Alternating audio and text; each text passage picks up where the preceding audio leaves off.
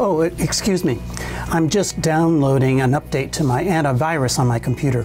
You know, it's important to keep the computer updated. Grace to you and peace in the name of Christ our Lord. My name is Greg Garris. I'm one of the pastors here at St. Philip Presbyterian Church in Hurst, Texas. I'm preaching this Sunday on a passage in Mark's Gospel. We can read it in the 10th chapter. It's verses 35 through 45. And in this passage, we find Jesus' disciples, James and John, the sons of Zebedee, they come to Jesus and demand that he put one of them at his right and the other at his left when Jesus comes in glory. What we can understand by this demand is that these disciples want to secure their future. They are much more concerned with the far future than with the mission that Jesus has for them in the next few days and weeks to come. This whole encounter with these two sons, the sons of Zebedee and Jesus, is kind of a strange encounter because we can get the feeling that they are speaking on different levels.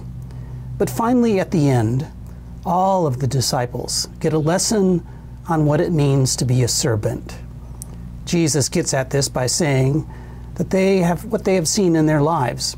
They have seen people considered the great ones practice tyranny and oppression. But Jesus says to be great in the community of disciples, well, they must be slaves. Part of the message in this passage is that distrust and division can sink into a community when people put their own personal gain first.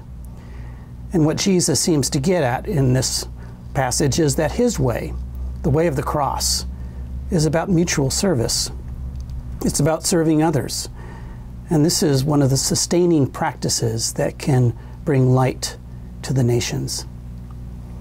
What I've been wrestling with this week as I've studied and as I prayed over this passage is what could be a good illustration of what Jesus is saying in this passage to help others know what he means and what Jesus has done for us and what he's telling the church.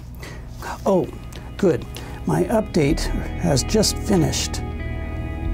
Oh, maybe there's something to this update. Come and see how this passage has pinned me down and how it can pin down all of us to be disciples of Christ today. Hope to see you Sunday. Blessings and peace.